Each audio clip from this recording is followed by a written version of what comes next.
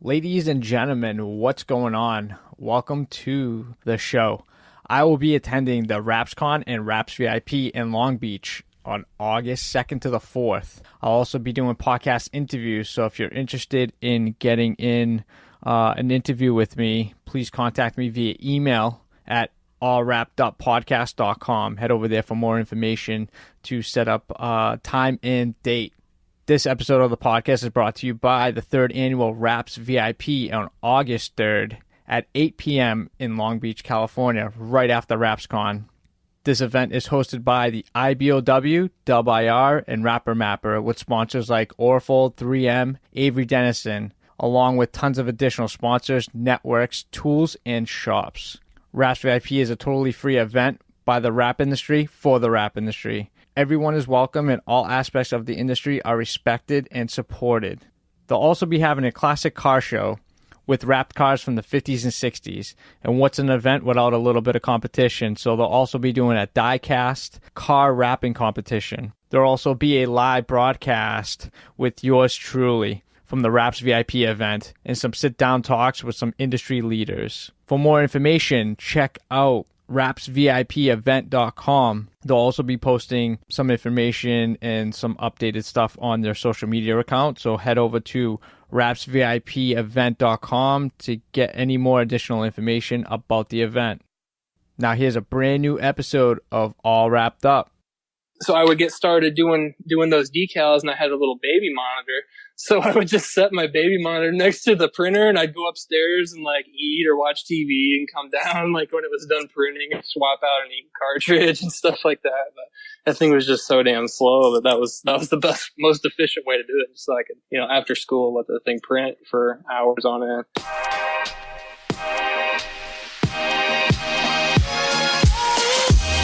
What's up, everybody? Thanks for tuning in to All Wrapped Up Podcast. We'll be interviewing industry-leading rap companies to share tips, tricks, stories, and more.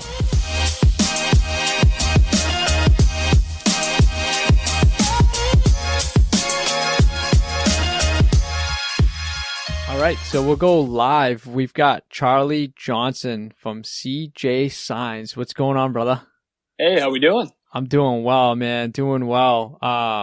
I want to start off this episode by saying thank you so much for the stickers and the tumblers, man. You did an amazing job on those All Wrapped Up podcast decals, and the cup was just an added bonus, man. I couldn't thank you enough for that.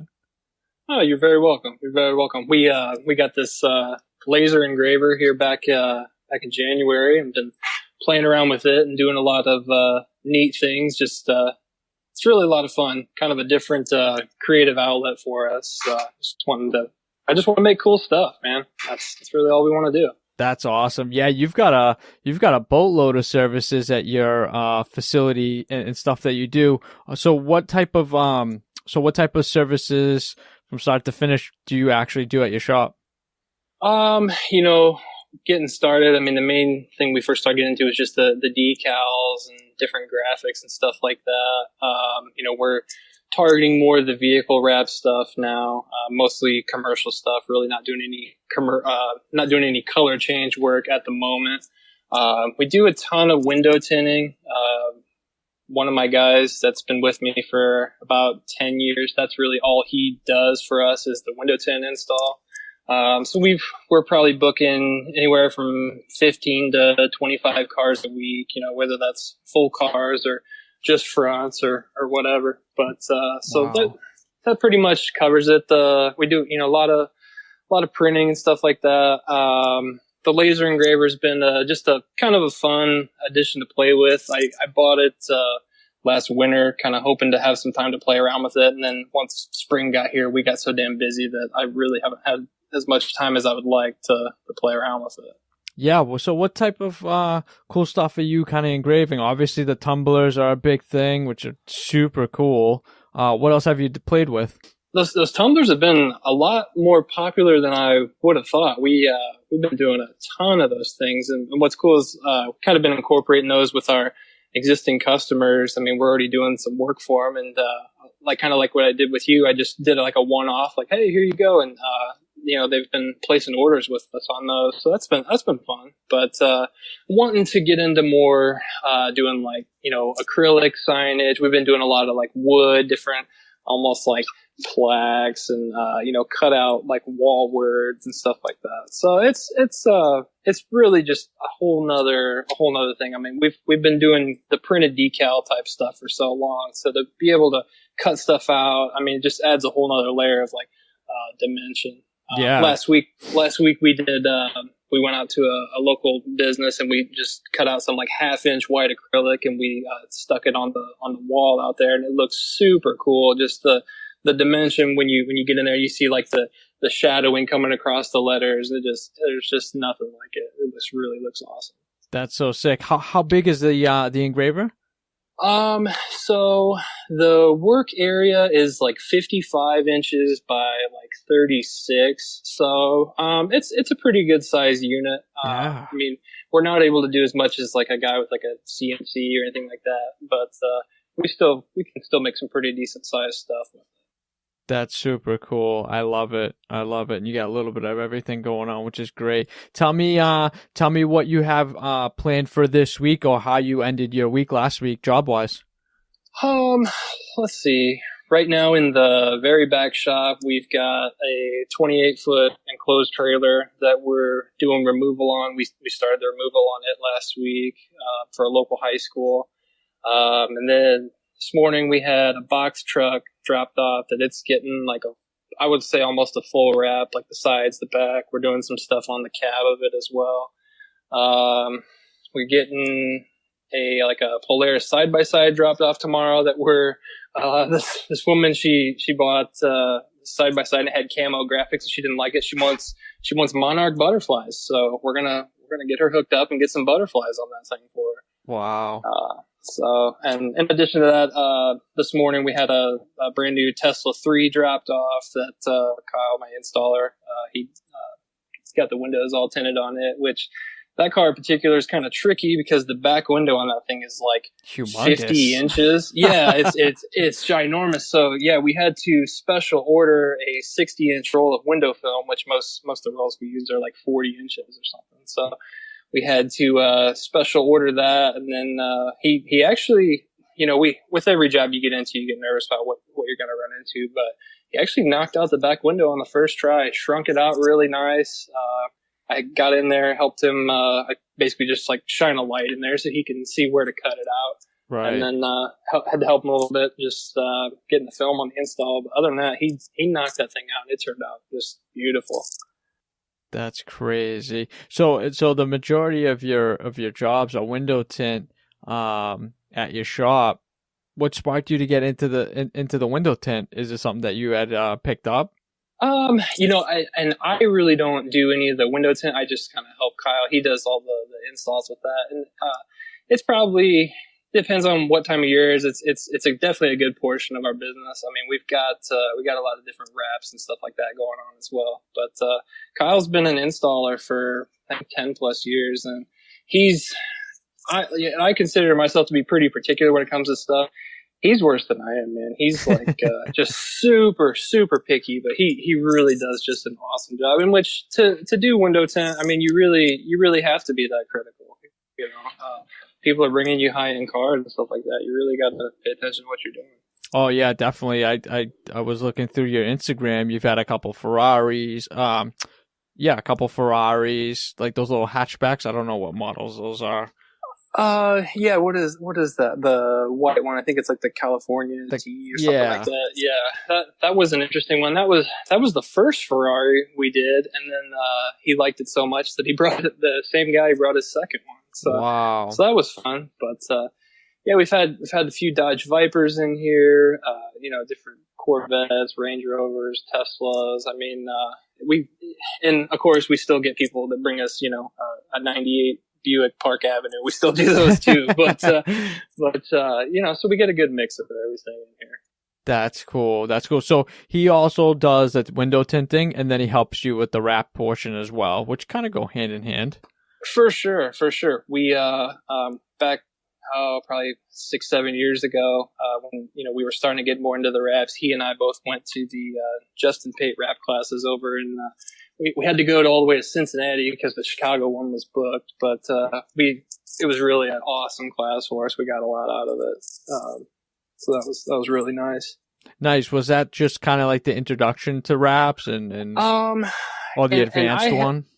It was, at that time they called it like a color change class. Okay. So, and that was because we had a pretty good hold on, the commercial stuff. And, this was like right after like all the chrome wraps started coming onto the scene, becoming a big deal. Mm-hmm. And so we were super excited to go to that class because that was the first time we got to work with any chrome. So, when we were there, we wrapped I think it was like a Honda Civic or something. We wrapped the hood and the roof in like some blue chrome and gold chrome. And, that was really, really neat, really fun. And, for anybody who's looking into the training, I mean, you won't find a more patient guy than Justin Pate. Like, he's just awesome. Yeah. It being a shop owner and trying to train your employee, whether they're new or whether they know or whether they don't know, I think that's the most frustrating job is letting go of some of the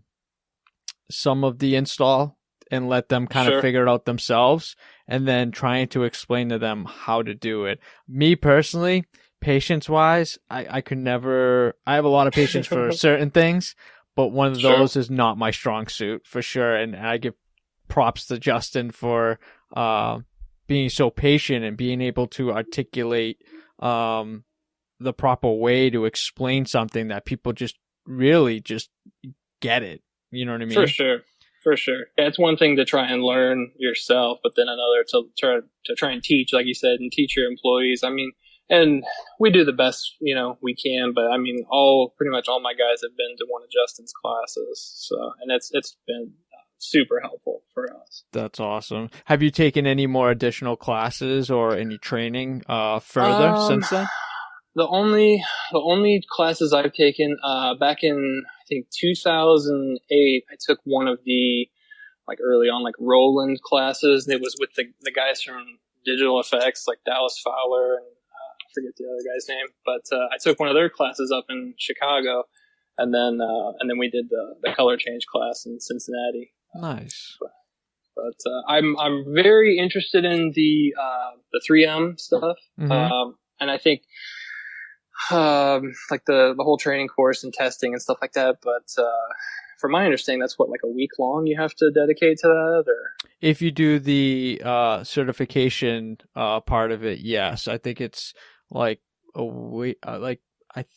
Don't quote me on it, but I'm almost positive half of the week is like kind of working with the products, what they're gonna test you on, kind of working on fenders, the walls, the floors, and stuff like that. And then I think you can opt to either take the test at the end of the training, or you can come back and take it. Yeah, because I think I wanted to look in becoming like 3M preferred, like for our shop, just for down the line. If we can get into more like the fleet work, or if people are looking, for just a graphic installation company, for us, I just want to create as many opportunities as I can, Yeah, that definitely opens up the door to many opportunities. I mean, just being 3M preferred, where they can send work to you in your location and be able to get a job like that, whether it be big or small, and build that clientele commercially, is huge, and it's beneficial for your shop. Why not? Sure. Later on down the road, it could potentially be where, those big corporate jobs that have thousands of fleets or even hundreds of fleets are only going to look at, are you certified?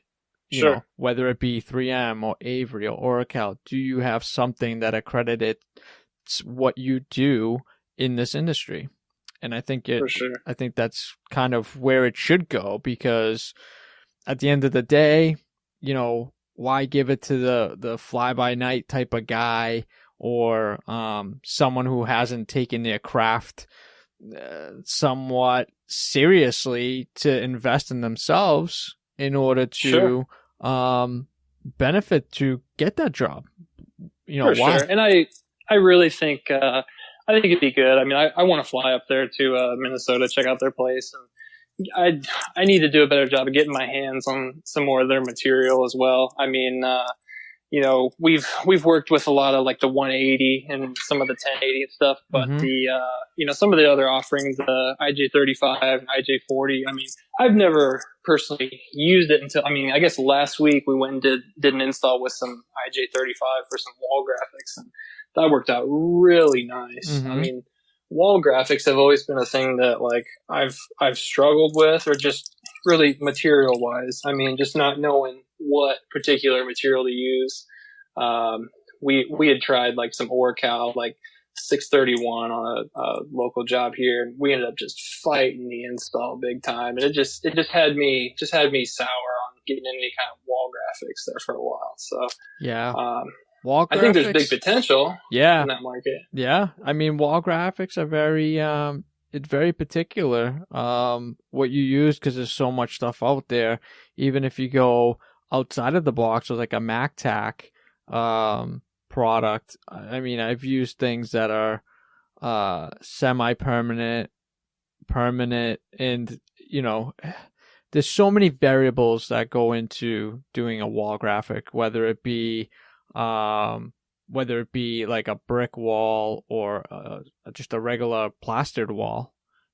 Sure. There's a stress test on it that you can use to make sure that the paint won't peel off when you stick it on, because of the vinyl being heavy or whatnot, or the vinyl or the paint not being prepped enough in order to take the adhesive. Sure. It's just so much. And you know what? I always made a contract and said, you know what? No matter what, it's probably going to peel the paint off. And I always used IJ 180 wrap film to put it on. And I never had an issue with peeling or anything. I never saw the aftermath after they took it off, but sure, I was guaranteed that thing, when it went up, it stayed up.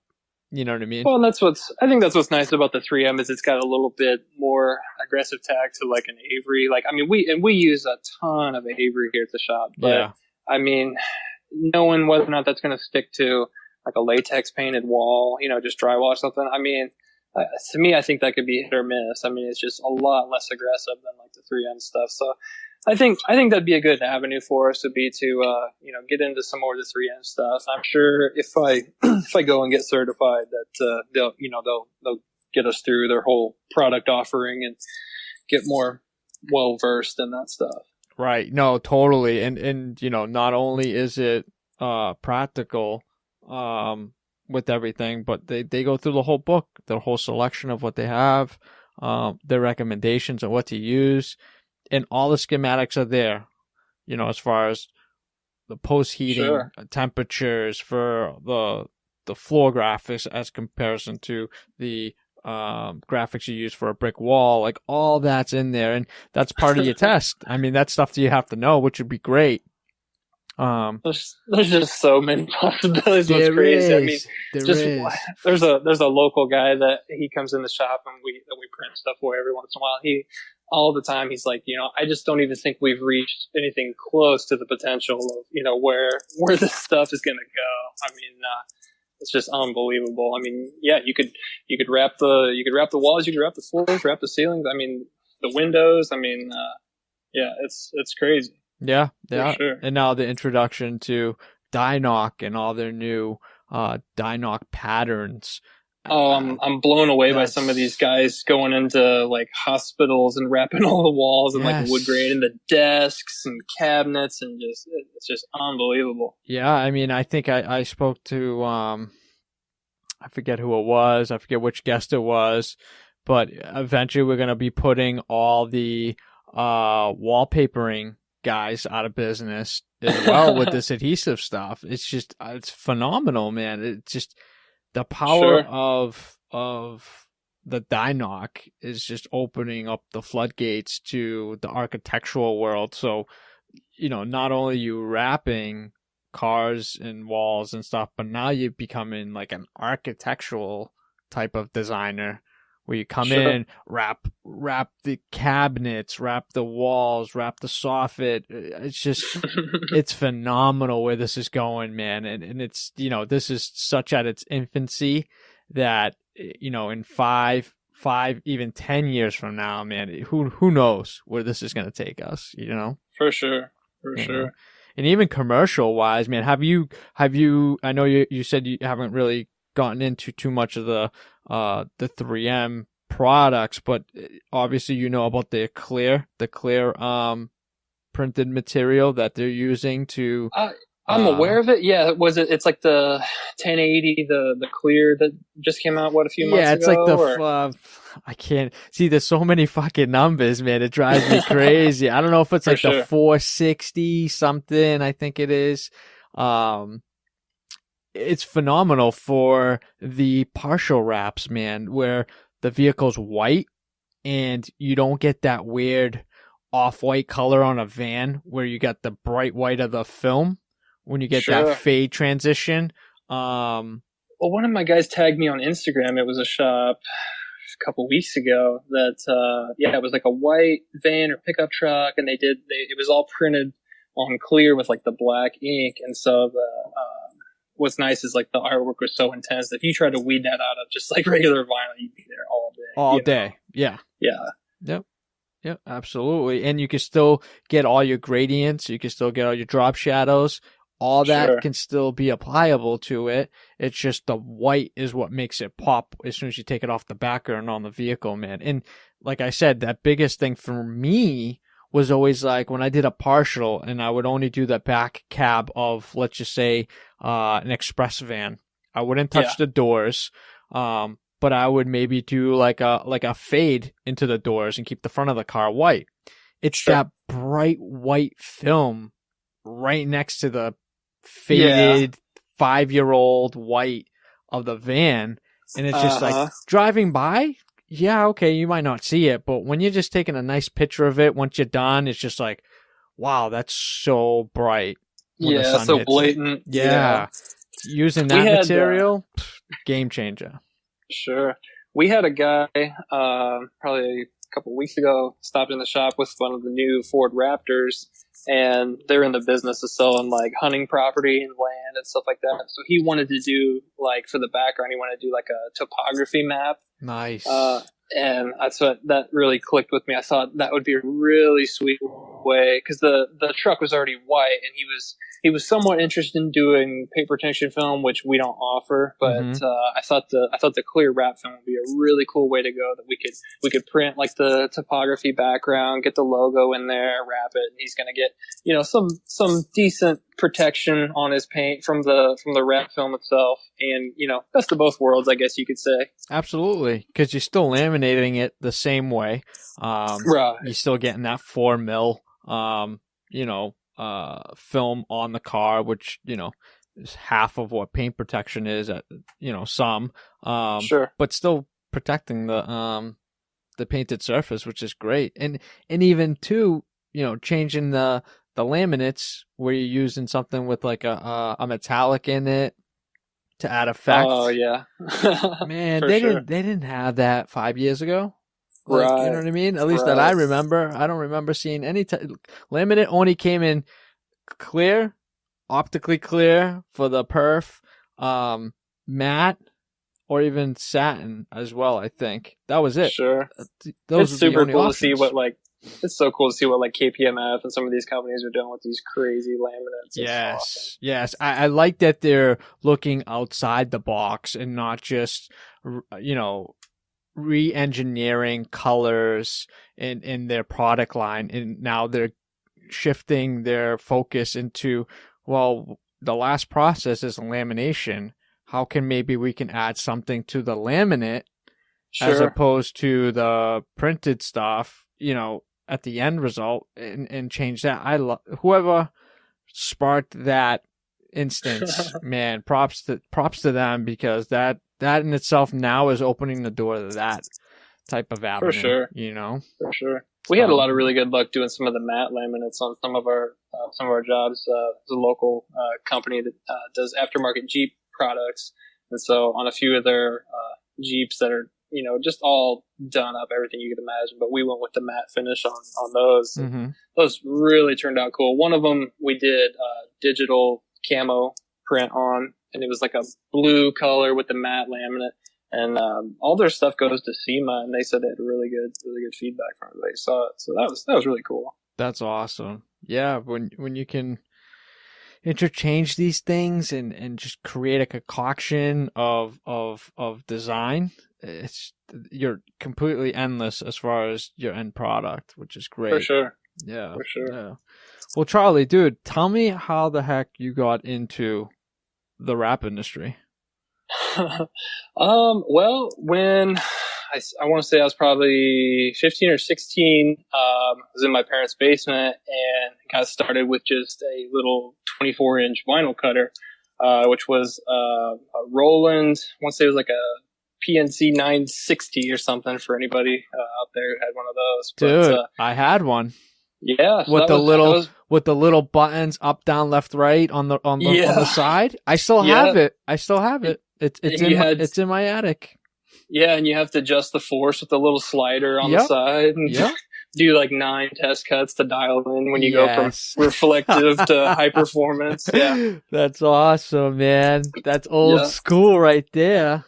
For sure. So yeah, that was my first vinyl cutter, and did a lot. My dad was in the towing business for like 30, 40 years.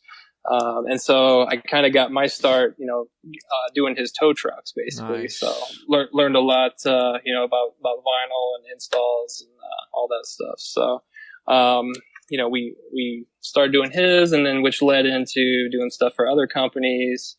And then eventually we found the need that we needed to get a printer. So my first printer was a Roland PC600, which used like the ribbon cartridge style to print on vinyl. Yeah. And that thing was like as slow as you could imagine. I mean, nowadays, it's just a dinosaur. But so what I used to do is I was in my parents' basement. I would get it started printing like 2 or 3 decals at a time. For locally, we were doing some work for Caterpillar, who their headquarters used to be here in Peoria. But wow. So I would get started doing those decals, and I had a little baby monitor. So I would just set my baby monitor next to the printer, and I'd go upstairs and like eat or watch TV, and come down like when it was done printing, and swap out an ink cartridge and stuff like that. But that thing was just so damn slow that was the best, most efficient way to do it, just so I could, after school, let the thing print for hours on end. So that lasted me for, I think, a couple of years until we started looking into the solvent inkjets. And so I had the SP540 VersaCam. That was actually a pretty solid unit. Where we could actually do some fair amount of printing. Yeah. But it was after we got that unit from some guys out of Chicago, we found out about the sign show over in Indy. And so we went over there and checking stuff out. And that was the first time I was introduced to wrap film. There was a company there that was doing a wrap on the side of just like a NASCAR body or something. And what was cool is at the show, they just were, if you were standing there watching, they say, "Hey, get in here and get your hands on this stuff." And so, yeah, what was cool is I just got right in there, started wrapping. The guy just handed me a squeegee, and I was just blown away with the difference in because all I was used to is just working with, just your regular vinyl films, but just how you could, lift and reposition this wrap film. And I was just like, holy shit, Dad, I can do this. So after that, we got a roll of wrap film from Fellers and printed on it. And I wrapped the refrigerator at home. That was the first thing I ever really wrapped. And after that, I was hooked, man, just to see what the possibilities were. I was always really big, if you're familiar with the forum Signs 101. I mean, I used to just be on that thing for hours and hours at a time. But, that was the only thing comparable to social media, and that was that was our outlet, other than Rap Society later on, right? Or anything like that. That would be like the equivalent of how the Rap Society is now, which is awesome to see all the work that everybody's doing on there. But yeah, just and getting on there and just being blown away by just everything from seeing designs from guys like Dan Antonelli and Joe Diaz, and then just seeing all the different wrap jobs and stuff. Yeah. I mean, just unbelievable. But a lot of old school guys on there, which kind of paved the way. The sign painters, the sign carvers. Yeah. I used to love going on there. You know what I used to use that a lot for was I used to do a lot of tow trucks as well up here, and sure. a lot of these tow trucks up here used to be hand painted. Okay. So I'd take pictures of the doors, and back then it was like a hot thing. It was I don't know if people still do it now, but back then it was kind of really cool where people would take a lot of the sign painting fonts and create the actual type to use on the computer. So I would post a picture up, and I'd always ask, hey, what's the closest font to something like this? Because a lot of the sign painters had their own little gist and their own little swirls of certain things, and that would be their signature. But I could never really recreate that unless I sat in front of the computer for 2-3 hours and hand drew everything vectored on Illustrator. Sure. And sometimes I would just go on there and be like, hey, what's the closest font? And I would use that and then manipulate that. And I would get so much closer, so much faster. For sure. I wouldn't have to be there for hours recreating stuff. And I would use that for that. Or if I couldn't find a font, I'd put it up there, and literally within 5 minutes, somebody would be like, yep, it's this font. Oh yeah, the font ID is just amazing how quickly someone could find something for you. And you could spend hours looking for something and never even come close. No. How many times did I go up and down my list of fonts trying to find something close? Oh my god! Right. I think we've all been there at one point or another.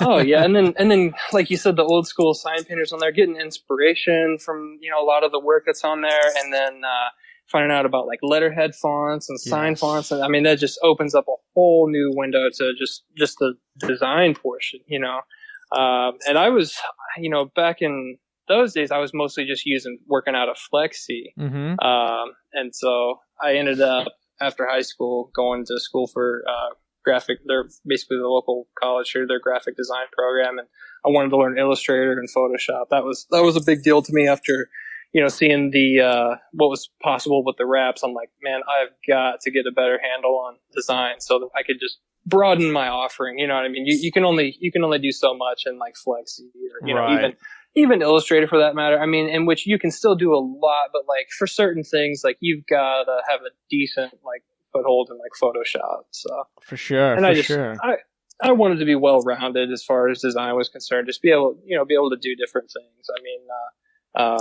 And even, back when I was getting started, even now the possibilities seem endless, but back then it's just unbelievable with, different things that we were, seeing that we could get into.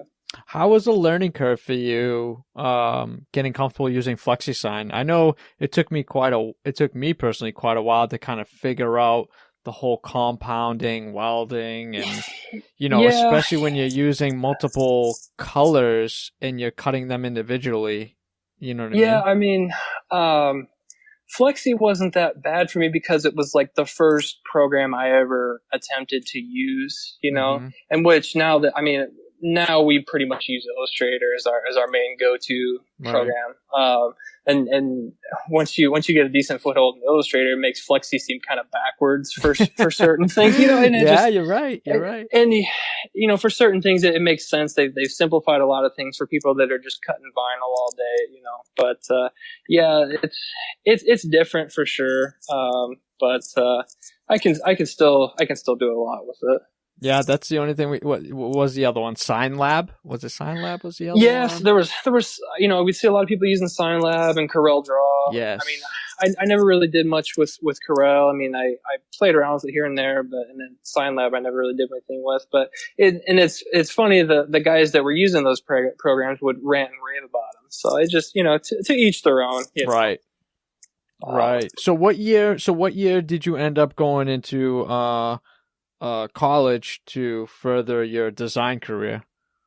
So probably around, I graduated high school 2008, and what was cool is like my senior year of high school, I was in the co-op program, and so what I did was I found my dad had this old building that was vacant my senior year, and so what I did was I went into the co-op program. I got to get out of school at like 11:30, which was just awesome. And so I had my first shop, and so I get out of school, go down there and work. And was doing okay. I mean, if I was doing, a few $100 a week, things were doing just fine as far as I was concerned. But, straight out of in high school doing that, why not? Yeah, it was awesome.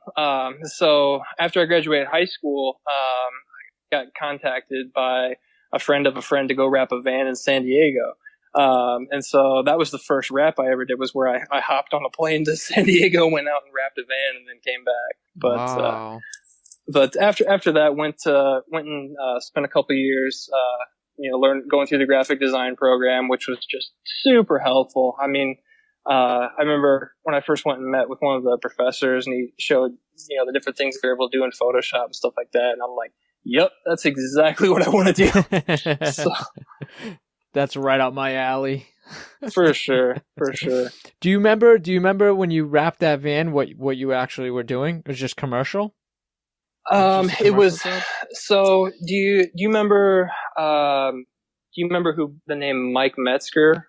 He was like a freestyle motocross guy. Yes. There was like, back around then there was like the Metal Militia, Travis Pastrana, and like Mike Metzger was like the first guy to do like a backflip on a motorcycle. Right. So through, like I said, my cousin, one of his buddies that he grew up with, went out there and was working with, Mike to do like their clothing line, and they had a few different things going on with Mike. So, they basically said, hey, if you want to come out here and wrap this thing, we'll buy you a plane ticket. And I cut them a super sweet deal on that. And that was really cool. I wrapped that thing in like 2 days, and we had to go to like this freestyle motocross show the next day. So I was putting in some late hours to get that thing knocked out.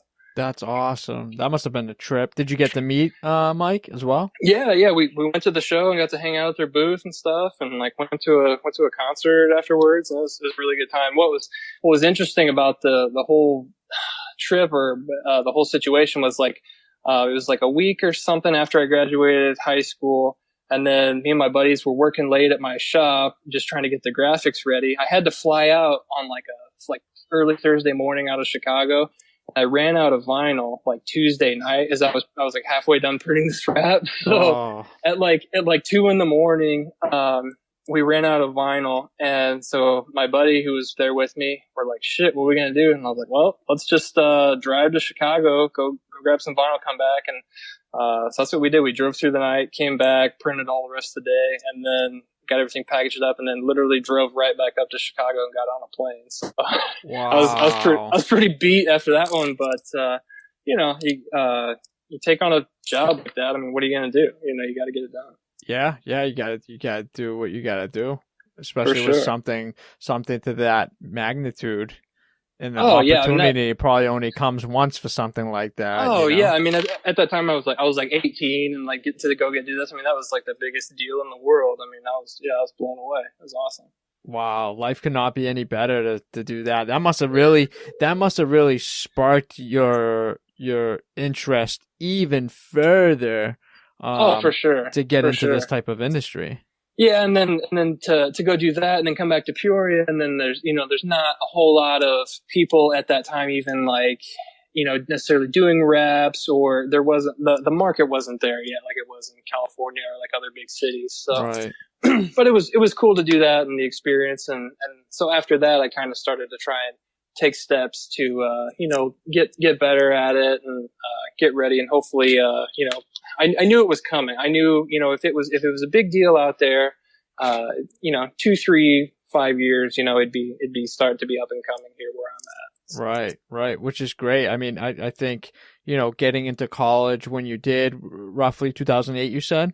Yeah. Was roughly when all that was kind of sparking up and really starting to get hot. But at the time it was very expensive as well. as you Oh, know. for sure. You For sure. know? Yeah. I mean, to go out and get, new printer and laminator and all the software and stuff. I mean, there's still a lot of upfront costs, Yeah. but we knew that it was going to be the next thing. So. Yeah, so take me through. So you finish college, you probably get what, associate's degree or bachelor's degree? Go 4 years, 2 years? I should have, but I pretty much to get the associate's degree, I would have had to like take real classes, and so what I did was, I was working. I would go to school like in the morning, and then I'd work like half days at my shop, and I basically went through and did all the graphics classes, and then I started to take like a psych class or an English class after that. And I was just like, screw this. Like, I honestly just felt like I was wasting my time. Like, walking to class every morning, and I'm like, man, I could be at my shop making money right now. I mean, and I had the work was there was the thing. So it was kind of hard to be like, man, if I get this associate's degree, what's it even going to do for me? Yeah. So, and I feel like I made the right choice. I mean, and I could always go back, I guess, and get, if we wanted to follow through with it. But I mean, at this point, we're so damn busy that there'd be no way. So yeah, you've kind of gone through the ups and downs, the what not to do's and what to do type of things that, the self-taught way of doing it back then was probably the best way to do it.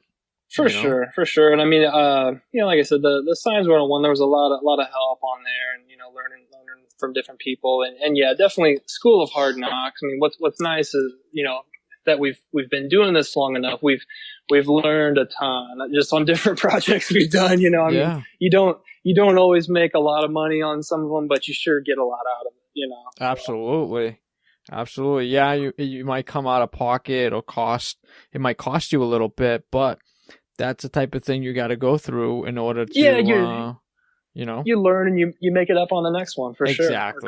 Going forward, where to bid stuff. And that's been one thing that, has been interesting it's kind of tough to figure out is, bidding jobs and, trying not to get in over your head on certain projects. So. Yeah.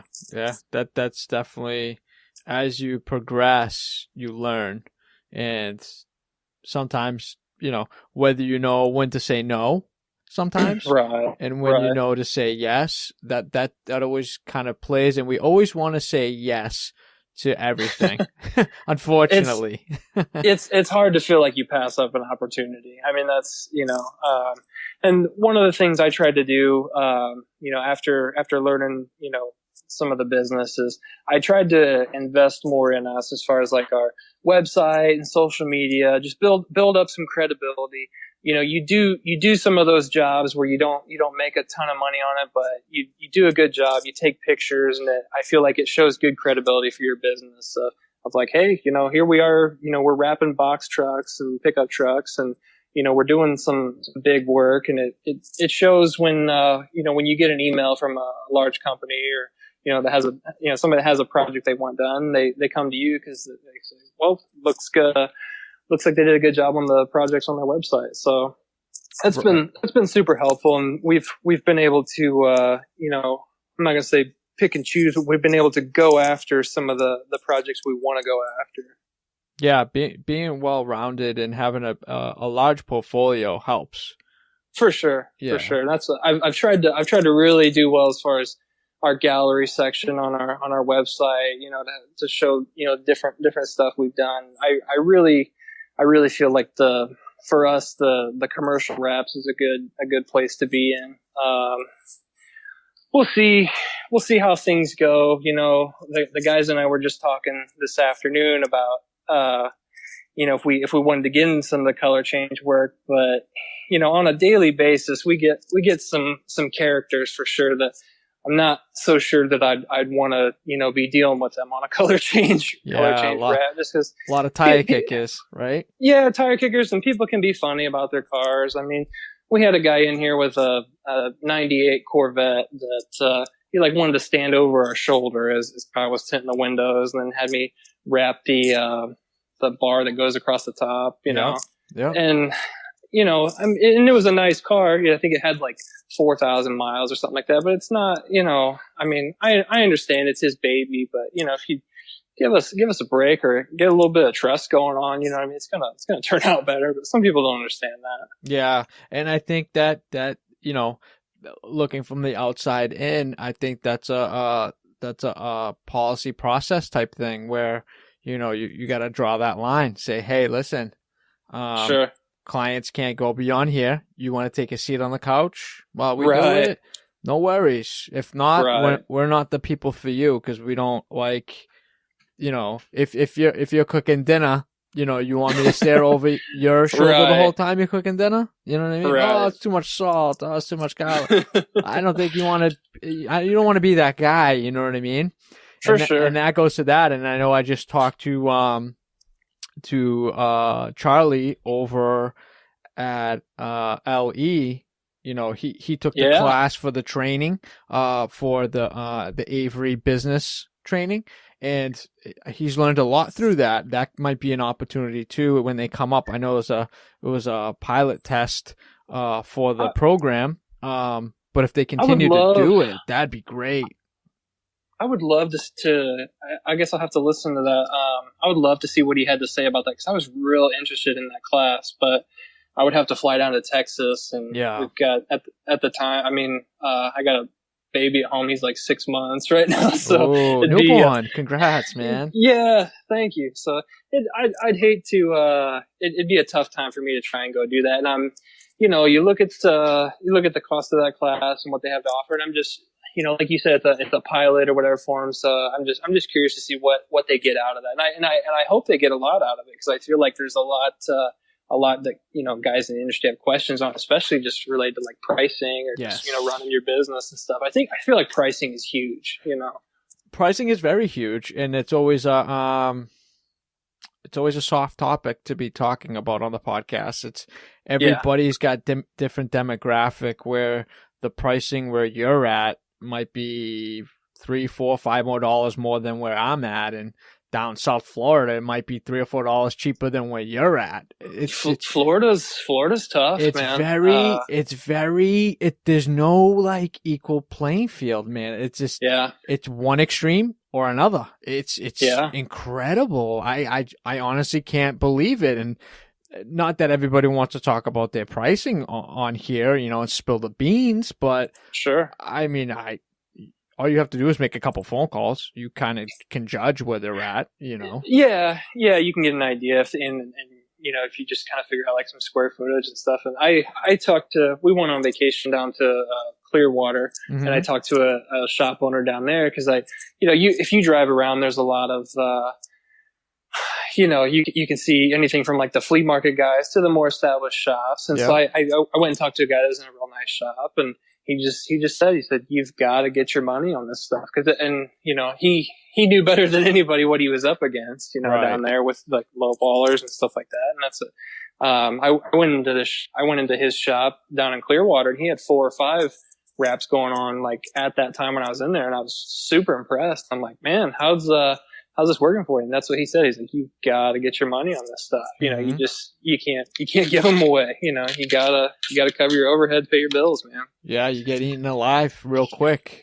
For sure. In that instance, if you don't, you know what it comes down to? It's, me personally, I was never a good, I don't want to say like businessman. You know what I mean? Like, I never knew like the numbers game. Like, I never knew all that until I like fell on my face one day. I was like, oh my God, like I gotta buy material, and I am like down to my last penny. Why? I've been like working my ass off, and it really, I flipped the switch. I became primal at that point. You know what I mean? It was just like, I gotta figure out where I'm wrong. And I sat down for literally a week and figured out what's it cost for my shop, what's it cost for my lights, internet, payment on anything, weekly expenses as far as like squeegees, knives, material, averaging. And literally I came down, like I literally needed to make $700 to $800 a day in order to keep everything going whether it be paying my guys or whatnot. $700 Yeah, to $800 a day. and that's your break even, you know. Yes, and then you gotta start talking about profit after yeah. that. Yeah.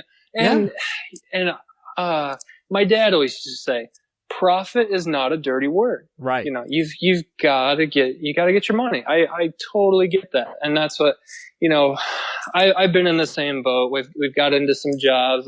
We had this really big project. It was a big trailer, and I went through and bid it because I really wanted to do the job. And it was like this 53-foot like enclosed trailer, not a semi trailer. It wasn't as tall, but I bid it like super competitively, like more competitively than I should have. Mm-hmm. And at the end of it, I mean, we busted ass on it. It was hot during the summer. We did it.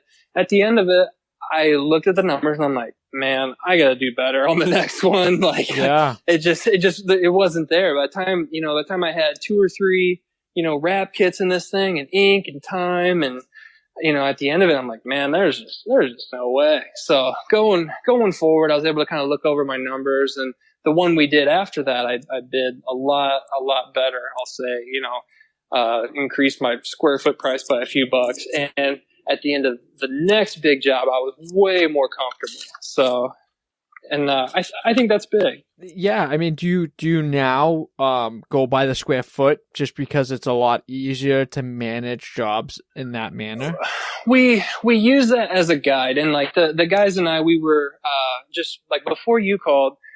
We had a company that emailed us about 3 partial wraps, mm-hmm. and it would be like kind of like a swoosh going down the side of a pickup truck with like the name and stuff cut out. So something like that is kind of hard to figure out square footage on that. I mean, you have like a rough idea. Like we've got the ArtStation templates that have the guides. Right.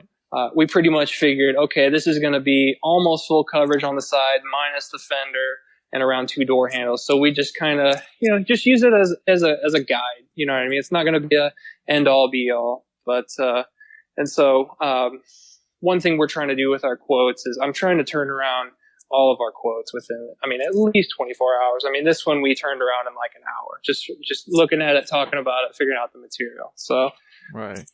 I just, I'm guilty as anybody as far as, you get behind on emails and, different stuff like that. So going forward, I'm just going to try and make it that, we always, get a quote turned around really quick. Yeah, that can make or break a job sometimes. I think so. And all the time we hear from our customers, oh, so-and-so never even got back to me, or, it was a week before they got back to us, whatever. So I just, as a goal, I think, if we can work on just always get somebody a price within a day, I think would be, puts us that further ahead.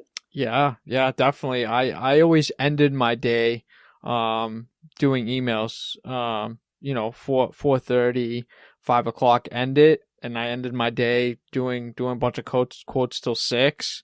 Sure. Sometimes working a little later through home and getting those quotes in, because sometimes you can call the next morning and just follow up and just be like, hey, just sent you that email. Just want to make sure you got it. Make sure I can get in on that bid, because at the end of the day, we all know on a commercial job, they're only doing the due diligence and sending out 3. Right. Yeah, they got to cover themselves. And, right. And that's where another thing I try and do is, like, after I give somebody a quote, I do try and follow up, and I always try and get them on the phone, just because I try and explain, like, hey, look, yes, a commercial wrap, but we're using high performance vinyl. We're also really big on like disassembly if the job calls for it, whether it's door handles or lights or mirrors, or, if we kind of work off that. I know Justin Pace says like the 5-minute rule. If you can remove it in 5 minutes, go ahead and take it off. We kind of work more off of like the 30-minute rule, or, it just depends on what it is, and more of, if it makes for a cleaner install, who cares, man? Pull it. Exactly. It might take you 20 minutes to figure out how to get a taillight off, but yeah, you know what? There's less likely of a miscut some way, somehow. You know what I mean? And that's, people got to remember, that's your name. When that leaves, and, if there's a bad cut around the door handle, or, that's your name. You've really got to take your time and do a good job on those. So yeah, that's what, especially when you're trying to get all the money for it.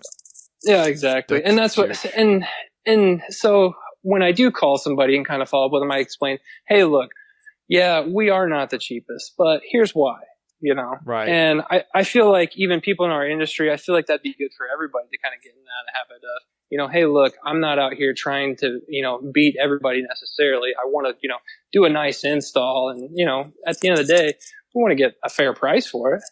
Yeah. And you know what it is too? Just making that initial phone call is good because now they're hearing the person behind the email, Sure. and getting more comfortable. And I always took that extra step, like you said, to maybe teach or, go in detail of what they're actually getting. Because sure. Educate your customer. Exactly. Yeah. Because at the end of the day, they're going to get a quote.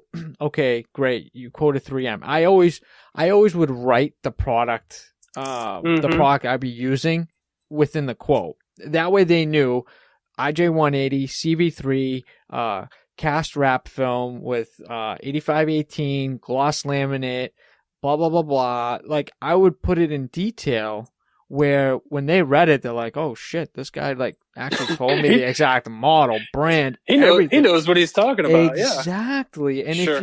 if you explain that to them, in your quote, in your paperwork, it's going to look like gibberish to them. You follow up with a phone call. Hey, I just want to make sure you got my quote. I wrote out and explained the exact material that we use, and here's why we use it. I want to make sure when you receive your other quotes that we're quoting comparable to what you're getting, and we want to make sure we're within your budget based on the type of material we're using. Because people quote them, dude, they'll quote them like IJ35 to wrap something. What the hell are you using that for? You know what I mean? And then you get a shitty product. The shit's peeling in 6 months, and you saved money, but you know what? You didn't use the right film for the right job. And I was literally just reading in the Wrap Society, Dan Navo was talking about, guys, like you said, I think he said they're using IJ40, which, like I said, I'm not that super familiar with the 3M stuff, but my understanding that's like a calendared film as opposed to, 180, which I'm with you. Put it on your quote. That way you guys are quoting the same thing. Because, if you come in $1,000 more, I would like the customer to at least ask me why, and I can say, hey, look, here's why. We're putting good shit on it. And sometimes we don't get that opportunity to say why. Right. You know what I mean? We just never hear back. And then it's like, and that goes to R&D. You know what I mean? What happened? Sure. How can we make that better? What can we do to actually get the job? You have to go back, and whether you didn't get the job, I know people that would call and be like, listen, I know we didn't get the job. You went with another person.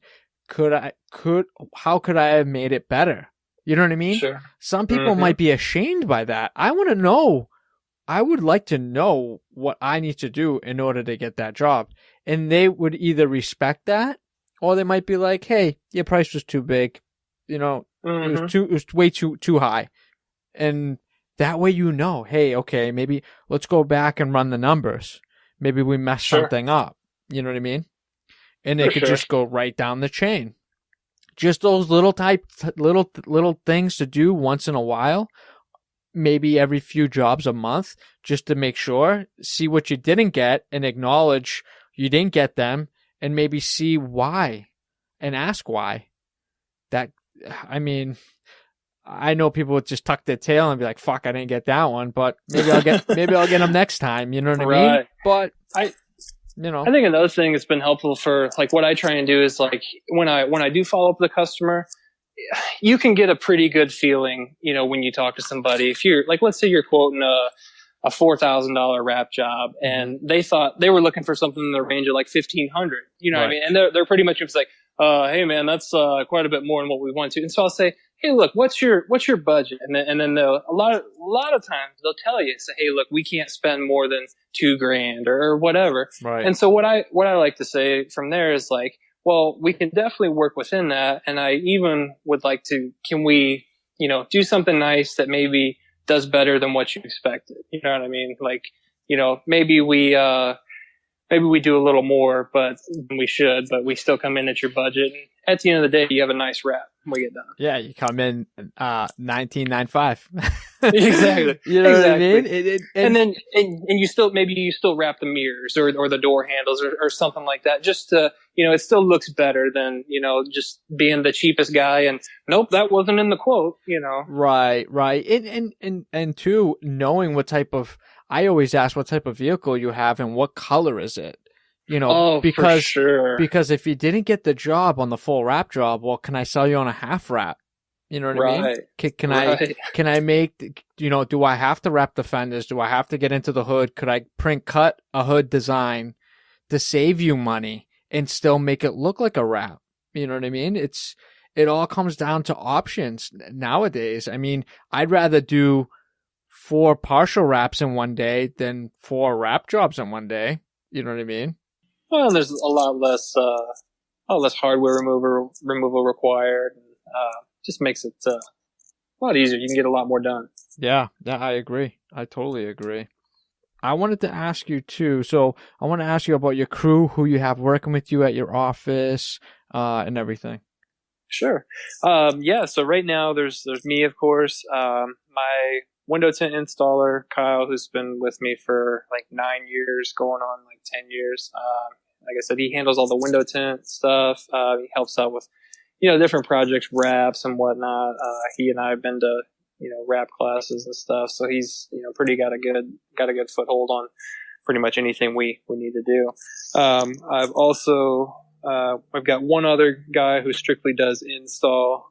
He used to be a paint and body guy for the last probably 20, 30 years. So he's really awesome, like our go-to guy when it comes to like disassembly on cars. He's just super, super handy guy. And we sent him to a rep class last year or year before up in Chicago to Justin Pate. Nice. That worked out really well. And then, the guy we hired most recently, he's been here for 3-4 months. He just handles pretty much all graphic design related stuff that if I don't have time for it, or basically I'm trying to make it more his responsibility as far as handling the design and stuff like that, which frees me up for more, management or production or bookkeeping. You get it. I mean, we wear all the hats. Yeah. So, yeah. And that's what for the longest time I tried to play that role myself, handle the design work and do everything else. And that was probably the area we were suffering the most, just because, I just didn't have the time to spend on the design portion. And, you spend half a day sending emails and making changes and stuff like that. So it's really nice to be able to delegate some of that responsibility. That's been a big help to us this year, but it was also kind of the hardest thing to let go. Yeah, I'm sure. I think most people, from a design standpoint, are kind of egotistical. You know what I mean? Mm-hmm. You feel like, I made that, I designed that. That's my work on there, and so it's hard to want to give some of that up. Right. And I feel like when you're getting into this business, that's a portion of this that everybody likes to do. You know what I mean? You have more the passion for the graphic design and and just different things. So it's been really, it's been a good thing. It's just, like I said, it's hard to want to give that up. There's certain things that your employee's going to do different that you may not have tried to do yourself, or you might have done it differently. But I'm trying really hard to give free reign. So, if they put something together and it's different than what I would have done, I kind of just let them go with it. And if the customer likes it, hey, what the hell, everybody wins at that point. Yeah. There's many ways of doing the same thing. I heard this on someone else's podcast where, 5 + 4 = 9, but 6 + 3 also equals 9. Sure. There we go. There's different ways to get to that end result. It just depends on which way you're going to go. You know what I mean? For sure. So it's just one of those things. And I know as a business owner, you don't want to give up that responsibility, but when you do, you find yourself having more free time to do other things that For sure. would be while managing, it could be managing your social media. It could be managing some for type sure, of marketing campaign that you wouldn't have the time if you wore all the hats every day. You know what I mean? And yeah, I mean, and what's nice is, like you said, yeah, you can do other things. I mean, get more involved. I mean, one of the things I really love is, taking pictures, shooting video, I love doing time lapses. That's really a lot of fun. I try to put some of that stuff on our Instagram, which is really cool. Which builds up your portfolio at the end of the day. You know what I mean? Right. Which is beneficial. Now, with that being said, what is Charlie doing now? What's a day in the life in your shoes? What are you doing day in, day out throughout the week? I really, so because I'm not necessarily handling the design responsibility, I'm spending more time on production, running the printers, making sure the vehicles that are, coming in when they're supposed to, getting all the prep work done, making sure, we get everything printed, laminated, trimmed out, ready to roll, trying to set things up for install so that those guys aren't standing around and saying, well, I'm waiting on this, Right. But, and one thing I don't miss about the design stuff is, like, I feel like I was starting to become, like, burnout, like, on graphic design. Like, it's really hard when you put a lot of work into something and then your customer, because they didn't give you enough direction to begin with, so you put something really cool together and then they're like, yeah, I don't like it. I'm like, well, what do you mean? I just spent 3 hours on this. What do you mean? Yeah, and it's like they have some, like, shitty logo that they made in Microsoft Word, and they're like, well, what if we do it like this? And I'm like, look, you just don't understand. Like if you're using papyrus font, like, people aren't going to take you seriously. I mean, just the number one font used out there, man. That's papyrus so funny. And brush script and Comic Sans. I mean, it's just, and certain people, from different generations, they don't understand that, it makes them look like they don't know what they're doing, and they just, they picked it because it's what they liked. And one of the things I really liked, what Dan Antonelli said, he goes, we're going to design something, you may not necessarily like it, but it's what your customer's going to like, and it's going to get you more business because of that. Right, so, that was something that, like, really was like, mind blown. Like, that was awesome. Right. Have you picked up his book yet? Oh, for sure. Yeah. When I was first getting started, my fiance for Christmas one year, she got me his first two logo design books. Yes. So I read those things cover to cover multiple times. And there's so many, even just one of the things, like, that I was doing was, like, it's like when you learn how to do gradients, you know what I mean? Mm-hmm. You put a gradient on everything, on every text you do, Right. And so in one of his first or second books, he's like, it really, like, makes your business look like less professional, or it looks like it's cool for, like, a company that handles, like, race car parts, but if you're more corporate type business, it really doesn't belong. And so just things like that you pick up along the way that it just sets you apart, and from the design aspect, it just makes things look that much better. Yeah, it's such a great read. If anybody's not picked it up yet, definitely go pick it up. You can pick it up at, I think he's got a link on the KickCharge website, which is great. But man, it makes you not use as much filters that you have within Photoshop. It's almost like you don't use any of the drop shadows anymore. You don't use the bevel tool. Simple, try and keep things simple, clean,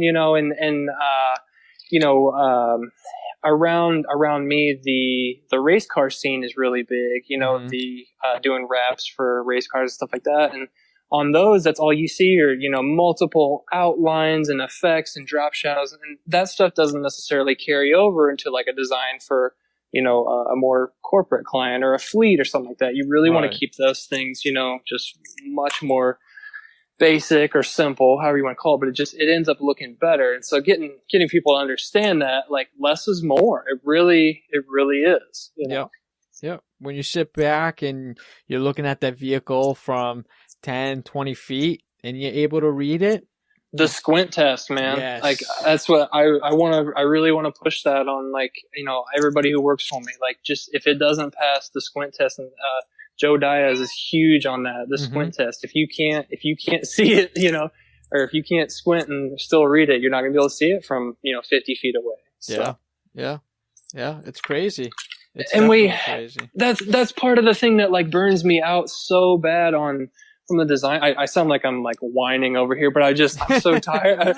I'm just tired of it. Like people like, you're doing their enclosed trailer and then they want to do the whole laundry list on the side of, we get them every spring, the Smith Brothers construction, but we also do landscaping and retaining walls and this, and it's like, hardscapes, dude, all that. Yeah. Get rid of that shit. Yeah. Put your name on there, big, clean, readable. Put your website on there, and that's it. Like they will find you. And like, one of my cool clients is like an older guy. He's probably in his mid 50s, and they've got a good size like siding and window business. And we just did a few trailers for him this spring. And he said, Charlie, should we even put the phone number on there?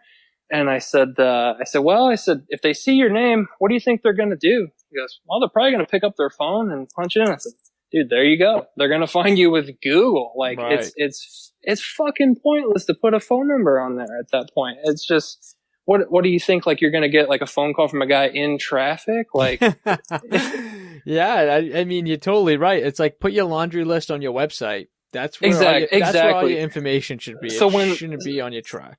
Yeah. So I would say put more effort into making yourself more easily findable on your website, social media, whatever. If people Google you, make sure you're, the first one that pops up. From there, your list of services is a great place to put the fact that, you do landscaping and siding and tree removal and stump grinding, all that. I mean, whatever, but, it gets tiring. You're not the only one, man. I mean, I've gone through those things, and I'm sure a lot of the listeners have gone through them, and it's the ups and downs of being in the industry. I mean, it's hard. It's hard because it's like you want to carry yourself as a professional, and you want to give advice to your client to say, hey, look, if you do this, I think it's going to benefit you. But they've already got something in their mind where they're like, no, I've got a huge trailer, so I need to get all the information on there. And it's like, it's not going to benefit you in the way you think it's going. It's actually going to be worse. People just, if a thing's driving by at 70 miles an hour, they only have time to see your name and maybe a website or phone number or whatever, but to have all that other shit on there, it's pointless. It's the bang for your buck. They just think they just put everything, and then they want photographs. I want a ton of photographs on this big trailer. I want pictures. It's like, oh man, like maybe one, like don't put 30. You don't need a picture of every service you do. Here's a tree stump. Here's a retaining wall we did. And nobody sees that. We've got one right now that's a local restaurant, and they're a badass restaurant that we go to, probably a couple times a month. But they're wanting to do this vehicle, and they're wanting to say, hey, we do catering, and they're wanting pictures of the food on the side of this small SUV. Mm-hmm. And I keep trying to tell them, like, dude, nobody's going to see that. Just get your name on there. Like, right. Just put, we also cater in a little bit big, smaller font as the logo, just in the back, just kind of, we cater. That's it. Yeah. Done. So. And it's just hard because it's like customers, I feel like, don't realize, like, as a sign shop owner, wrap company, whatever, we have the same goal. We want to see them succeed. Right. You know what I mean? Right. We're not, and I feel like they for some reason feel like, maybe they think we're being lazy because we don't want to put that huge list of stuff on the side, or we don't want to put 20 pictures on there. We only want to put 2 or 3. Right. It's not the case. And I feel like, I don't know. I feel like some of them, they think like, oh, I'm spending a lot of money on this, so by putting more pictures, I'm getting more bang for my buck. When honestly, you just kind of screwed yourself over. Like no one, it's going to look busy. People are going to glance over it, and you just threw money away, really. Yeah, you're doing yourself a disservice to your brand, and also, I mean, even for you being the designer installer, you're doing a disservice for yourself as well. I mean, it's not only going to affect them, but it's going to affect you, because whether you put your name on the back, small on the bumper, or they're going to be like, yeah, CJ Signs did it. And they're going to be like, oh, yeah. And then they walk away. They're like, shit, why did they put so much shit on that truck? You know what I mean? Like, I know. And that's that job that somebody's like, hey, go ahead and put your name on there. And you're like, oh, yeah, I'll get it later. I don't have any more stickers. Sorry. Yeah. I forgot, man. Sorry. Yeah. It's, you know what? We've all been there. We've all done that. And the good outweighs the bad. Yeah. For me, I always thought that way. I'm like, hey, you know what? I'm just going to give them what they want, regardless. It is what it is. And you know what? My next job is probably going to fall in my lap, and it's going to be the better job that I want to get. And you got to go through those ups, and you got to go through those downs. It is what it is. It's hard. It really, from that point, I feel like it's really hard. Like we get so many of those that they want it their way, and they don't care. And if you're not going to give it to them, they're going to do something. They're going to go somewhere else, or, you know, I don't know. And it feels like a losing battle sometimes, because, you know, at the end of the day, you got to get that job done, you know? Right. I mean, so I don't know. I would love to be in a position of, you know, some of these, you know, like your Dan Antonelli or Scott Keppel, where they do the job. It seems like they have a better handle on how the final job's going to turn out. You know what I mean? They don't let the customer run with it as much. It seems like, I don't know. I think you know what it is. It's more of confidence and standing your ground and being professional about it. You know what I mean? I think it's just, you know, you do it so much and it's repetitive. You get to a point where when they come to you, they respect you, and they're coming to you for a reason. It's not, and you know what? You're probably having a lot of those jobs happen when they're the maybe onesie twosies. It's not, for sure. It's not the big guys. You know what I mean? With the Dan Antonelli, with the Skeppel, it's kind of Dan's doing the whole package. Like, he's literally rebranding the whole business. So they really have to put their business in his agency's hands to give them the best product they can, in order to propel them to the next level, or to get to where they need to get. And with the Skeppel thing, I mean, he's doing, I think he said he's averaging like 25 jobs a week, which is ridiculous amount of designs. You know what I mean? But you know what? I feel like because he's not the one directly dealing with the client, all that hard work's already been done. It's basically like I've already done the hard work, and you just tell Scott, hey, this is what I need. And Scott just makes it happen. Done. Sure. There's no questions asked. You've already got him 90% there. He just needs to finish that 10%. Sure. You know what I mean? With us, we're dealing with everything. That could be something, like, for me, like, just communication with my customer, I probably need to work on. Just like, I try and push the, hey, let's keep this simple, but they still, you know what I mean? That's where I've gotten frustrated with it. And that's so like you're saying, if Scott's not dealing with the end customer or whatever, and the shop owner's already like, hey, look, we got to keep this simple because Scott's not going to put all this stuff on there. Right. So, right. Could be part of it. Yeah. I mean, and especially, you know, a designer is the most expensive person in your shop. Sure. They're the ones that are creating more or less the end result. You know what I mean? Yes, you're putting it on at the end, but they're creating. If they don't create, you don't even get to do anything else. Like, there's nothing else. They're the start of the whole job. So if they can't get that job done, or you know, seal the deal on that, it stopped production on the whole entire thing until he gets there. You know what I mean? Sure. So I mean, if you can't get the client to commit to at least that 90% or 80%, to at least get some type of soft rendering close to where they need to be, it's a fucking nightmare the whole way. You're fighting the client the whole way. You know, that's what's been nice. Like, I'm so glad, like, I hired another person to take on, like, some of that responsibility, because, like, you know, when you're trying to be the designer, and, oh, hey, by the way, this afternoon we got to go do an install too, like, you're missing out on so much of that.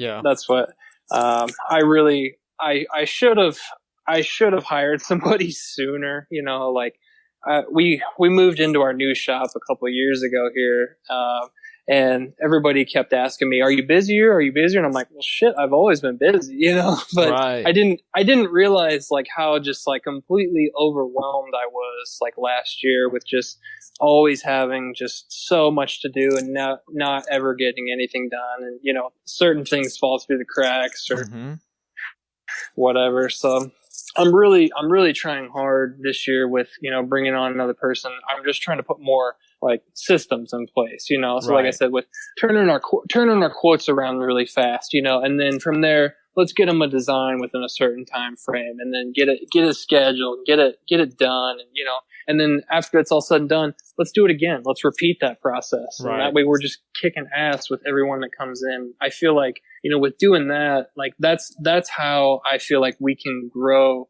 the vehicle wrap portion of our business, you know, just by doing it consistently.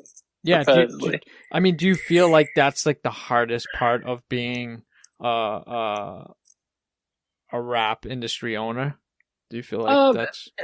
Yeah, I mean, and you know, I've never been the most organized person. I was listening to the podcast with Tim Evans, and like that guy just seems like he's just got it just so together. You know what I mean? Just everything's in place. Like, and that's how I would like to get. And what's been super nice is like within the last year, we've started using Trello more. That has been a game changer. I mean, we pretty much run the entire business off of, you know, Trello, knowing where each individual job, what stage it's at, and you know what we're doing next. Whereas, you know, a couple of years ago, I was still working off of Post-it notes.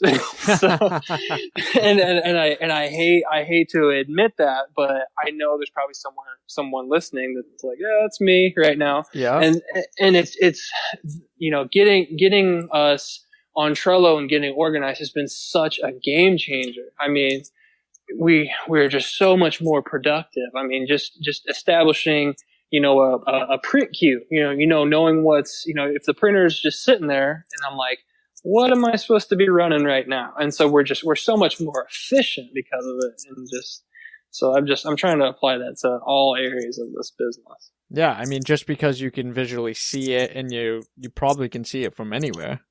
Right. Oh yeah, for sure. I mean, there's, you know, I've got it set up where it does like alerts, and I know, it's funny, like when one of my guys adds a job at like 11 o'clock at night, I'm like, all right, there we go. Yeah. You know, but, and I'm the same way. Like you said, you would, after work, you sit down and unwind, go through emails and stuff. And that's kind of been my process, is like, you know, I get home, unwind a little bit, and then look at like, all right, what's coming down the pike? You know, what's next? What do I need to be getting prepared for, or ordering materials for, or, you know, just so many things we got going on. Right. Now, is that service a paid service, or is it a free service? Trello's free. I mean, they have a paid option that I think allows you to add more like attachments or bigger attachments. And I think if you get to a certain number of employees, like 10 or 20 or something like that, you have to pay. But I mean, if you got that many employees, you can afford to pay for it. You know? Right. And I don't think it's unreasonable or anything. I think it's pretty, you know. But just, I mean, shit, one job falling through the cracks, and it would make up the difference. But yeah. I mean, keeping a steady volume and keeping everything organized is going to keep you efficient. It keeps everybody on the same page too. Like, so like if we, you know, once we get a rough draft done, we throw it up on, you know, on move it from the need to design to the production or the print queue or whatever. And so that way the install guy can look at it and say, oh shit, this is how this needs to go. And so not only is he, you know, he's not just seeing it like the day he goes to install a couple of days before. He's like, oh, okay, I gotta, you know, this is how I'm going to do this. So get some thinking about it preemptively. Yeah, absolutely. You can't go wrong with that. And I think that's the start of creating something better as a process, being in the business. Yeah, I think that's what it's going to take to, you know, put more systems in place. That's what's going to allow us to grow, hire more people, you know, eventually. I mean, this building we're in right now, I never could have imagined that we would be filling it up. Like we thought we were going to have more room than we'd ever would have known what to do with. And now it's like, you know, some weeks, like we have cars outside because we don't even have room to pull them in. So right. Which is good. It's crazy. Good. For sure. Good, good problem to have. Absolutely. Yeah, it's been a really busy year for us. I mean, we've had just this spring. It's like, well, we had a really long winter, and it was like once that kind of led up this spring, it's like everything came just all at once, and just been just overwhelmed all this year. So we're just now finally starting to kind of see like a light at the end of a tunnel, or like I'll say things are starting to feel more manageable. Whereas just there for a while, we just kept getting hit one after another, and just like at some point, I'm like, what are we gonna do? Like, we're never gonna be able to get all this done. So right. That Budweiser trailer we just did, we were on it for like a couple months and just kind of working on it, here and there. Like sometimes we'd have to take on a different job and then come back to it. And I was really glad to get it done. So that thing, all that text was overlaid with bar tape, silver engine turned vinyl. And that was quite the task. Amazing work. And I know you and I talked, off air, well, actually a couple of days ago, about how it went viral on Facebook. Yeah, it's been crazy. Like I checked before this podcast, it's up to like 950,000 impressions or views or something like that, which is just insane. I mean, I think it's something like 6,000 people or something have shared it. It's just been unreal, the response that one has got. Where like normally on one of my, even if I like sponsor or pay for a post, it might get like 2,000 impressions or something. I mean, this one's been crazy. Yeah, that's insane. Anything LEO, anything fire, anything EMS, anything that supports military, a lot of that will create buzz, and it's all positive stuff, especially with the police thing, happening and all the negativity against the police and things like that. Right, to have something positive like this kind of take place and post, I mean, it's a great thing. It's great morale for everybody. Yeah, it's been unbelievable, just the amount of the reception we've gotten. It's been really positive. It's awesome. Yeah. It's funny because like when I was taking pictures of when it's done, I was just kind of like, we'll see. I really didn't even think it would get hardly any attention at all. And it's just been wild the way it kind of blew up. That's awesome. Now, is that kind of like your first post that's ever really gone so much traction and gone viral? Yeah, I've never had a post do anything close to those kind of numbers. It's been really wild for sure. That's incredible. And not having it being pushed for promotion or anything, it just naturally, organically created that buzz, which is amazing. Yeah, it's just weird, honestly. Like I used to watch a lot of like Casey Neistat, and he'd talk about like, when some of his videos would go viral and he'd say how like just weird it is, or it just takes off. It's just right. It's just weird. Yeah, he's got a very great channel on YouTube, and I think he just started a podcast with his wife as well. Yeah, I saw that every Friday. I haven't had a chance to watch one of those yet, but yeah, I'm definitely a big fan of Casey. I've watched almost all his vlog episodes, and that's kind of what got me motivated to start shooting more. Try to shoot more video. I mean, I don't have time to do like a vlog or anything like that. So I more just like to shoot, time lapses of like jobs getting done, Mm-hmm. To me, that I feel like that's probably the more interesting part than like people hear me ramble on about a job or something. That's funny. Do you have any huge influences, whether it be rap related or not rap related, that you kind of keep up the times and listen in or watch or read a book or something? I'm big fan of Dan Antonelli and his work. Joe Diaz, I mean, his stuff is just unbelievable. One person that's been like a super big help to us is Eric Schwab down at Cool Touch down there in St. Louis. Okay. I reach out to him every once in a while, and he's just got a huge operation going on down there. And so when I'd have questions about a job, he's been super big help. Just kind of give me a better handle on how to do certain things. So yeah, it's always good to have a couple people in your back pocket. Call in, have some I follow a ton of designers. I mean, yes, Scott Keppel obviously does some amazing stuff, but there's just a ton of people out there that really just put out some awesome work. For sure, man. Charlie, this has been an absolute pleasure having you on here, and you've been a wealth of knowledge. Thank you. Yeah, talking about your business and some struggles and stuff. I mean, we talked about some really great things. I just want to make sure that we didn't miss anything. Do you have anything else that you might want to talk about that we didn't bring up? No, I mean, and if there's anybody here listening that has any questions, I mean, feel free to reach out to me. I mean, we recently just got a new HP Latex Printer after being a rolling guy for the last probably decade, and nice. So using that, we've had it for about 3 months here in the shop, and it's been a great machine for the most part. Just learning some of the quirks of it has been interesting. Very temperature sensitive and for sure, things of that nature. Yeah, it's a whole nother animal, but once you've tapped it in really good, it can really do some amazing stuff, and I'm sure your workflow is a lot faster. Oh, speed wise, I mean, it's an awesome machine. Print quality is just killer.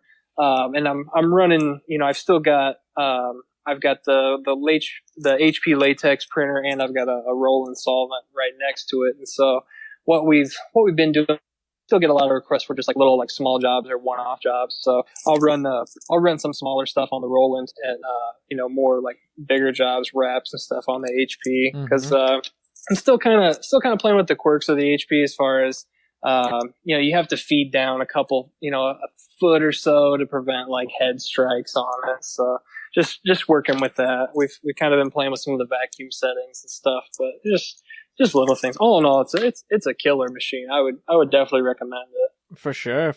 What are you using for RIP software to run it?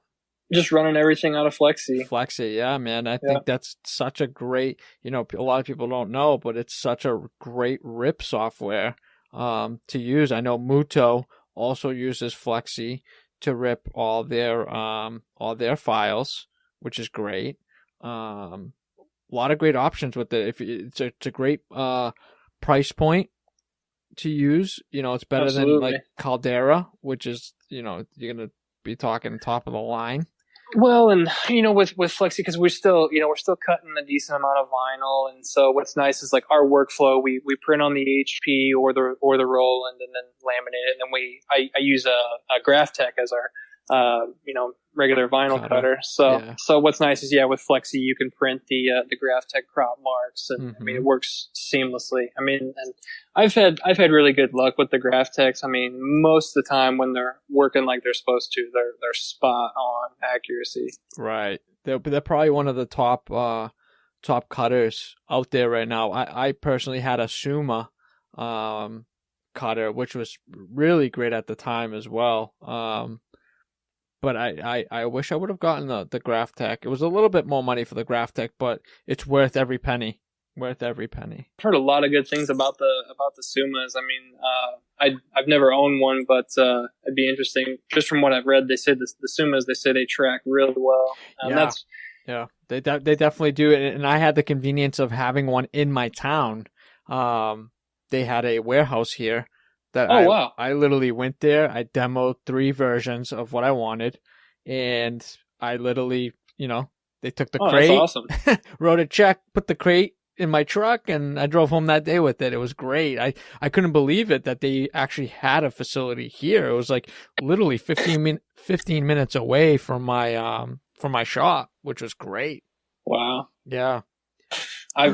I bought our HP Latex without even seeing one run. I've just been reading so much about them over the years. I just said, screw it. I'm just going to give this a shot and just see how it does. Yeah, man, you can't go wrong. You honestly, the maintenance, the service on the machine, that alone is a huge selling point, that you can interchange the heads anytime. Oh yeah, and the maintenance cartridge. I mean, to me, it's like the HP.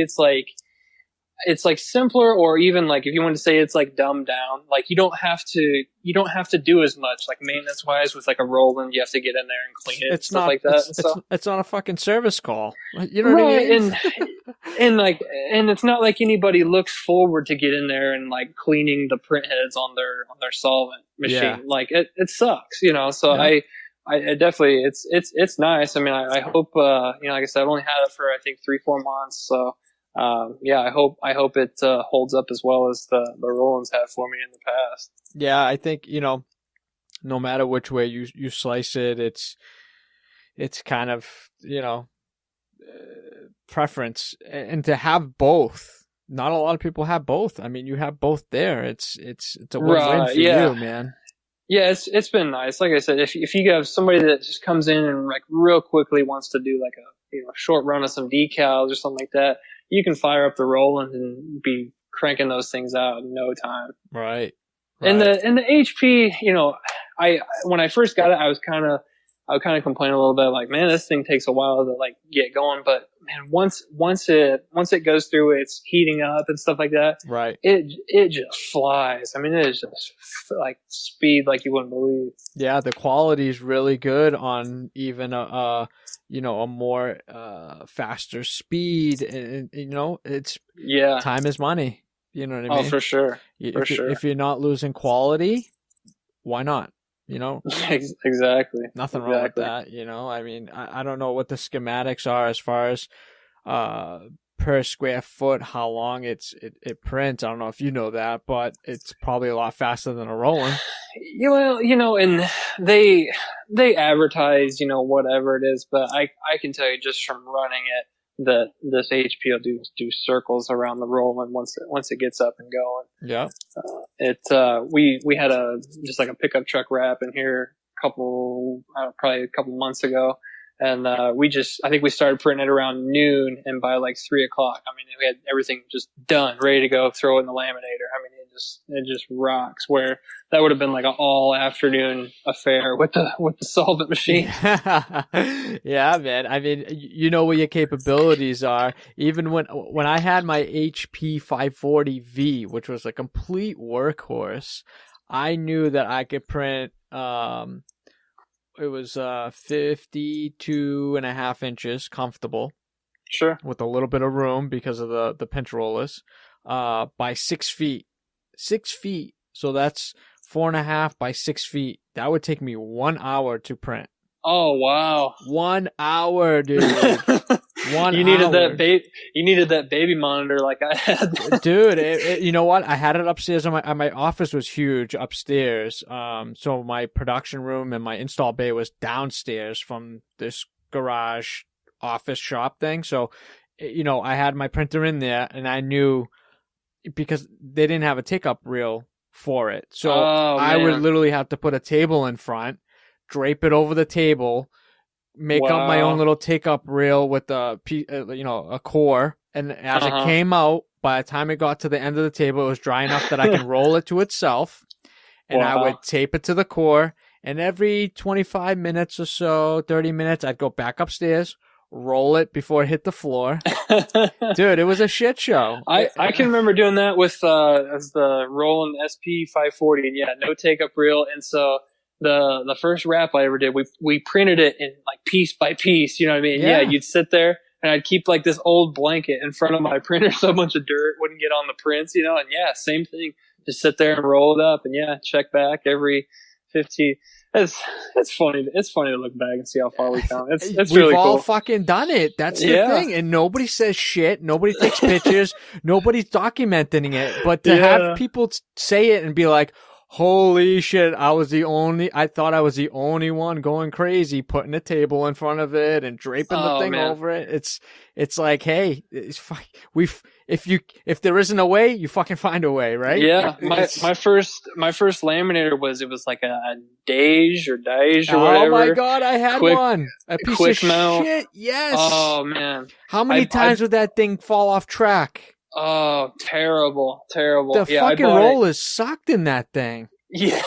Did you have the one with the two knobs on the ends? Yep. Oh, fucking A, dude. If I had to switch a laminate, bro, it would be a half a fucking day trying to figure out, like, One roller would be, you'd get little bubbles when you laminate because the pressure wasn't right, dude. And all it was like these little, I think, like rubber bands or whatever around the side. I remember I got really good at taking that thing apart. It sucked. I broke one time and they had to send me a replacement kit. Dude, to take that fucking thing out, oh my God. Nightmare. Dude, Nightmare. all day. All day. It was like it was probably like a 1/4 inch thick, like yellow rubber band. Round. And it was on a pulley. It was like a pulley system. It sucked. I remember reading posts about people bitching about those things, and I remember the day I finally sold it, I was like, "Yep, good riddance." Dude, you know what it was? It was an easy, cost-effective fucking thing to use. And I mean, I think I paid $700 for mine. You know, it's not like you're gonna buy a Royal Sovereign for $3,500, $4,000 now. Right. You can find them on Craigslist. Dude, I think after I kicked that thing to the curb, I got so aggravated. I must have messed up so many fucking prints with that thing. Because it was literally like, I don't know. It was either like a temperature thing or maybe like somebody bumped it and the fucking thing just quickly like turned. Oh, well, it's all tension too. I mean, like I had mine just sitting on top of my table, so there's no tension of like your print coming through there. So yeah, if it starts walking or creasing up one way, I mean, you're just done. And so yeah, I can remember like the first wrap that I ever did with that thing. You're just praying. And that's what, we had to run them in there piece, one panel at a time. There was no roll to roll. No, I remember you ruin it. I remember a sales guy laughing at me when I had my days, and he goes, "What do you think you're going to do, a roll to roll on your days?" And I'm like, "Fuck you, man." Yeah, I'd be lucky if I get good. I get lucky if I did 2 good panels. I'd be so lucky if I did 2 good panels. And it was just one of those things. It's just like, you fucking pat it. You say, "Don't fuck me this time. I've already printed the whole job. I don't want to print anymore. Let's just get this done. And I don't have to kick you today." You know what I mean? Yeah. Incredible. Sure. But I'll tell you, if anybody out there is looking to cheapen out on a fucking laminator, don't. Do yourself the service and just pay whatever it costs, because the Dage to have that one handle up, one handle down is way better than 2 knobs. You know what I would do? I would literally, and I don't know if anybody else, hearing this is gonna laugh, or even if you did this, but when you got the tension to where you wanted it with the rollers, you ever take like a marker and scribe the fucking the thread and be like, okay, if I get it to this, I know the fucking roller's pretty good. I remember it had these green little stickers or whatever that like were pointed on the end. So I knew like, okay, I'm going to turn this one exactly 6 times and turn the other. And you never veer from that ever. That way you could dial that thing in. You'd have to count how many fucking rotations. You're like, shit, okay, was that 4 or was that 5? Yeah. And then you'd have to take the whole thing out again and start over. It starts walking. You think, oh, did I accidentally turn that thing too many times? Yeah. Nightmare. Shit, man. The memories, bro. But you know what? We learned from that. For sure. We learned. And I bought a Royal Sovereign after that. It's got no take-up reel on the back, or actually, it had no take-up reel on either one. I added it to the front. And I've still got it. It's a pretty decent machine. And now like my main go-to is GFP, and it's a pretty good machine when it wants to work with me. I'm sure, like most people, you have your good days and bad days with your laminator. Oh, we all do. And you know what? I just saw the table laminator, which is the Rolls roller or whatever. Yeah, man. I've never seen anything like that. I think I came across it on a YouTube video, and I'm like, "Oh, what's this?" And I was like, "Holy shit." It's like a no-brainer, but I mean, you spend a little bit of money, but you get a production table out of it. You get lights in it when you're weeding that you could see through. Yeah, they're sweet. They're sweet. Really, Definitely. Really nice product, man. I think it'd be something we could maybe look into if we keep growing like we are. I mean, we could definitely make use of one. But, Yeah, I mean, think about the signage you could do with it. You know I used to use mine for signage to mount, the design on a board or whatever. Oh yeah, just in the time savings would be killer.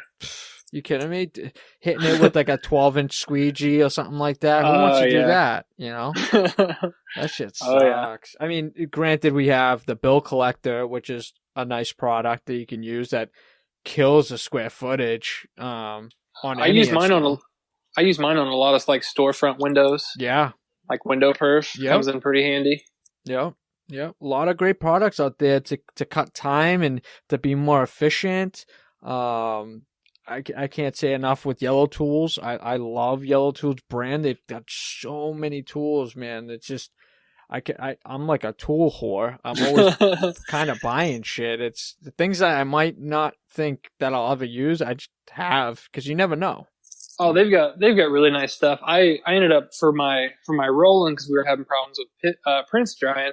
I bought, they call it like the Boost Box bucket or whatever, and you can roll your prints up, and it's got the little fan in the bottom. Yeah, for to outgas it, right? Yeah, and that helped out tremendously. Yeah, you'd always, you know what, with the rolling that I had, I would always take the core once I was done, and I'd unwind everything.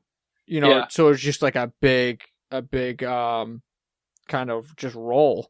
And sure. that would be my only way of saving the print from especially with it. You know how it is with the roll-ins. Their blacks are super saturated. Oh yeah, super saturated. If you print anything with black and you didn't outgas it, you're gonna have a shit time installing it.